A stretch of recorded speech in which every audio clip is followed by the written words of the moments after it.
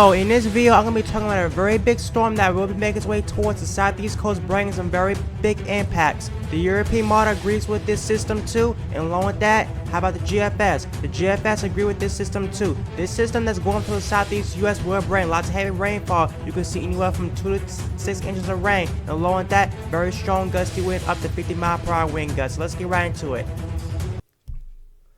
Alright guys, so let's now get into it. So first of all, I do want to talk about what's going on right now, because if you live in parts of the east coast of Florida, the system hasn't made it towards y'all yet, but y'all already getting very strong winds and some showers already. And not because of that low pressure, it's because of this high pressure. We have a very strong high pressure that's just north of y'all that's bringing very strong northeast winds. But that low pressure that's will be making its way towards Florida is already starting to develop. Look at this, guys. Focus in the Gulf of Mexico. Look at all this moisture that's in the Gulf of Mexico. That's our start of our low pressure. Our start of our big storm that's going to make its way towards Florida in the southeast U.S. In this system, we're bringing lots of heavy rain, lots of strong winds for parts of the southeast U.S. So I'm going to be going depth in this and how much rain we're going to see, how strong the wind's going to be, and how big the waves are going to be, and how long it's going to last. So if you're new to this channel, please hit that like button, subscribe, hit that bell notification so you don't miss another upload. So let's get right into the video. So first of all, we're going to compare two different models, the European model and the GFS model. So first of all, guys,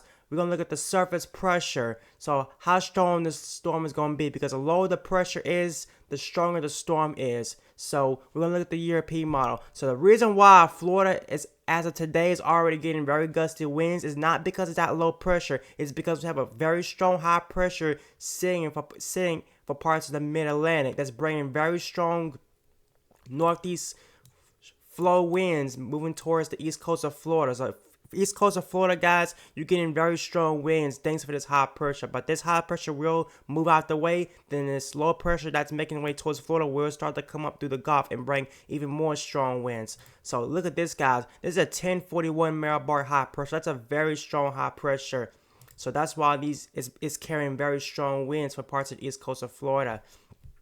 So we're going to look at the European model. So right now, guys, as of right now, the high pressure will move out its way. But look at this. By the time we get in towards Friday, late hours, look at this, guys. Here comes our system. Look at this, guys. By Saturday morning, here comes this system coming from the Gulf of Mexico. I want to lose the latest run, but not the latest run. I want to lose this. Okay, look at this, guys. Now look at this. This is a 993 millibars. Not as strong, but it actually will strike it as far north it gets. Look at this. It hasn't making landfall towards the Big Bend of Florida. Now, a lot of people is calling this a tropical storm because it looks just like a tropical storm. It's bringing very strong tropical storm, just like tropical storm conditions.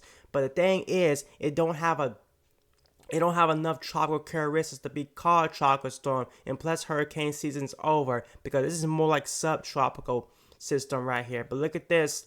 It makes its way towards the Panhandle floor, but look at this, guys. It gets stronger as it gets towards the Carolinas. We now get down to a 982 millibars. Yes, that's hurricane force. So South Carolina and Georgia, you might get the worst of this system that makes way through South Carolina to North Carolina. So, and look at this, guys, 977 millibars. That's a Cat 2 hurricane. I mean, it's not really a Cat 2 hurricane because it's not really a tropical storm or hurricane, but just a big storm. But look at this, guys. 977 millibars. That is very, very concerning. If you live in parts of South Carolina, like I do, because I live in South Carolina, I will get impacted by this. But if you live in South Carolina, North Carolina, please be heads up, because this system will bring lots of heavy rain, lots of strong winds, and I'm going to be impacted by this too. And I think the Carolina is going to be worse impacts than Florida, because I think the rainfall for the Carolinas is going to be a big deal, and so is the gusty winds for parts of the coastal Carolinas. And this system does make its way towards Virginia and then out of here by beginning of next week. So now, that's a European model. I want to show you the GFS model. So the GFS model is showing the same thing. Got a very strong high pressure towards the southeast that's bringing very strong winds towards the east coast of Florida, because it's bringing these very strong northeast flow winds. But look at this, guys. Watch what happens by the time we get into the side. Look at this low pressure. The GFS, not too much different. Pretty much same as the European model. But the thing is, the GFS is now starting to catch up towards the European model. Showing the same thing. have a very strong storm making its way towards the Panhandle, Florida, then going up towards Georgia and the Carolinas. But the thing is, the GFS now has a little bit more off coast now. Like a couple runs ago, the GFS I think had this. I'm gonna go to the last run. See, look at this. GFS in the last run had this going all the way up towards Tennessee, East Tennessee. But now look at this run. Completely different. So we got to kind of see what happens, because we got some disagreement right here. I mean, we had disagreement yesterday towards the European model in the GFS, but GFS is starting to hang up towards the European model, but still has a very strong impacted system towards the Carolinas, maybe a little bit farther towards the east, but that could change, guys, because the GFS is doing some very wild things. The European model is more ballistic when it comes to this. The GFS is less ballistic, but still going to be a very impacted storm. So now I want to show you the overall 6-hour precept, how much rain this system going to bring, because not only that, guys, if you live in the mountains of South North Carolina, you will possibly get some snow in those higher elevations where the temperatures are going to be cold enough to support snow. So by the time we get farther out, let me get this to Thursday. Okay, I'm going to show the latest run. By the time we get into towards Saturday, here comes this low pressure coming up the God making landfall towards the Big Bend of Florida, then going up towards South Carolina. Look at this, guys. If you live in parts of South Carolina, it's going to be a big mess for y'all. The European model is probably the worst case scenario for y'all than the GFS, but still gonna be an impacted storm, because the European model wants a 977 millibar system just over South Carolina. But look at this, guys. The higher elevations of North Carolina, it will be cold enough where you can see some snow with this. So if you love snow, if y'all snow lovers out there, GFS model showing the same thing, but a lot less ballistic with this. It has a little bit towards the east, but I'm pretty sure this is most likely to change. I think the European model might be the one that's going to be right with this system, because the GFS has just been doing fancy. Like, look at this, guys. In the past couple runs, the GFS model just been all over the place with this system. Now it wants it just off the coast of South Carolina. So now I want to show the 5 millibar height vorticity. This is based on how much energy is in the atmosphere. So the darker the colors are, the stronger the energy is with the storm. So this is based on how strong the spin is. So I want to show you the latest run. Oops.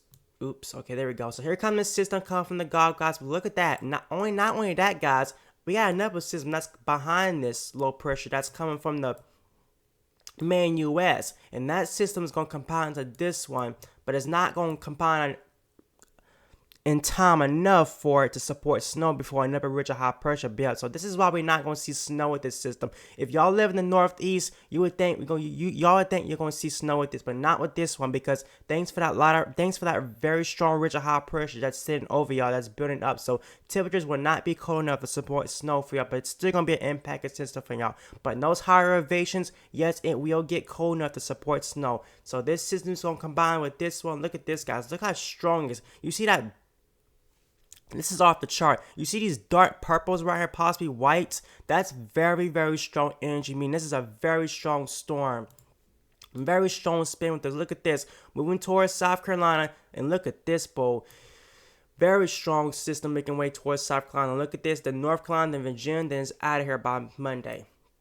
So now, how much wind we going to see with this storm? Well, it's going to be pretty gusty. Most of the winds are going to stay just off the coast of the Carolinas, but you're going to see some pretty significant gusts for parts of Columbia area. You can see wind gusts anywhere from 45 to 50 miles per hour wind gusts. East coast of Florida, you will see some very strong wind gusts too for y'all too. So look at this. I'm going to show you the 10 mil winds gust slide, and look at this, guys. Look how strong these winds, look how much wind this system's gonna bring. If you live on the east coast of Florida, you're gonna see wind gusts anywhere from 42 to 50 mile per hour wind gusts. Look at the coast of Carolinas, guys, getting very close towards hurricane force wind gusts. Yes, you say that, hurricane force wind gusts. If you live in Myrtle Beach, Charleston, Wilmington, North Carolina, it's gonna be a very windy one for y'all with this system. And not only that, guys, not just the coast, far angling towards the Midlands of South Carolina, North Carolina, you can see some very strong winds too with this system, anywhere from 42 to 52 mile per hour wind gusts. So that's the European model. GFS model now is showing that yes, it's going to be a lot more less ballistic, because yes, the GFS does have this much more further off the coast. So if you live in the Midlands of North Carolina, South Carolina, probably going to be more or less of a threat towards y'all according to the GFS mod, because the now the GFS mod wants a system off the coast of South Carolina State, on the coast of South Carolina, what it's going to bring. But if you live in the coast of Carolinas, it will still bring some pretty strong impacts. So we kind of see what the 12Z UAP models say, because I'm pretty sure it's not going to agree. I mean, the GFS has just been fantasy land, but GFS much less ballistic when it comes to the storm, but still gonna be impacted. So now we're gonna look at our waves. So if you live on the east coast of Florida, the coast of Carolinas, the beaches, please stay off the beach. These waves are gonna be significant. The rip currents are gonna be high. Please stay off the beaches, because people can die in rip currents, and when we got rip currents this high, it's gonna be very concerning. So if you live on the east coast of Florida, stay off the beaches. South Carolina coast, North Carolina coast, stay off the beaches. It's not a safe time to go out these beaches. These waves are going to be very significant. So look at this, guys. As the system makes its way towards Florida, look at this. Look at these waves, guys, just off the east coast of Florida. You got wave heights anywhere from 25 to 30 feet waves. Look at this. And it gets even stronger as it gets towards the Carolinas. Look at this.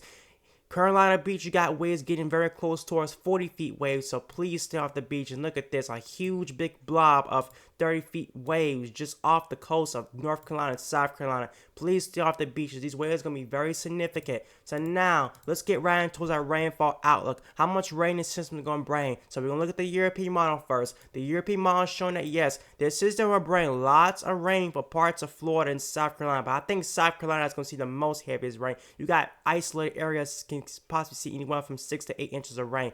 East coast of Florida, so you're going to see this amount of rain with this system, anywhere from 1 to 2 inches of rain. Central Florida, anywhere from 2 to 3 inches of rain. The Panhandle of Florida and the Big Bend of Florida, you can see anywhere from 2 to 3 inches of rain. But look at this, guys. Georgia, you can see anywhere from 2 to 3 inches of rain. South Carolina, you can see anywhere from 3 to 6 inches of rain. So South Carolina will get a wet one for y'all. The GFS lot less more ballistic with this, because the GFS does want this system off the coast. So the GFS would be the best case scenario for y'all, but still gonna be an impacted storm. But look at this, you're gonna still see some decent amount of rain with this. Florida, completely different according to the GFS model. Got less rain than the European model shows. So if you live on the east coast of Florida, the GFS say y'all can see anywhere from 2 to 3 inches of rain. South Carolina, the GFS say you can see anywhere from 2 to 3 inches of rain. But look at this. GFS wants the Panhandle of Florida to see the most ballistic rain, the most heaviest rainfall. You can see anywhere from 8 to 10 inches of rain. So yeah, we still got quite a disagreement right here towards our model. So we kind of got to see, give us about one more day, then we should have full agreement on what's going to happen and how this storm going to play out. So now, I do want to show you the overall assess of rainfall outlook, because yes, there is a threat for flooding already on day 3, and we are most likely to get upgraded to a moderate risk probably for day 4. Not day 3, it's because we're not going to see a whole lot of rain, but still, we still got the risk for flooding. There's a slightly risk of flooding for parts of the whole stick of Florida, Tampa, Orlando, Jacksonville, Miami, all this area that's in the Yall, you're in the slightly risk of flooding. Yes, we have a day 4 rainfall outlook for parts of South Carolina, North Carolina, and even southern Virginia, and I'm pretty sure we are most likely to have a moderate risk of flooding on day 4, because the rainfall totals, especially those European model, is very ballistic. That wants 6 to 10 inches of rain. So now, not only that, guys, this system will have some very strong low-level jet winds, and will have very strong moisture with this system. So yes, we will see severe storms with this, but it's very low. So the storm prediction has put out a moderate risk for day 3 for parts of Florida. So severe weather is possible with this system. It's too early to tell how much the chance of tornadoes and chance of wind and chance of hail, but still, we already got a moderate risk for day 3. So this is going to be it for this video, guys. If you like this video, please hit that like button, subscribe, and see you on my next video. Peace.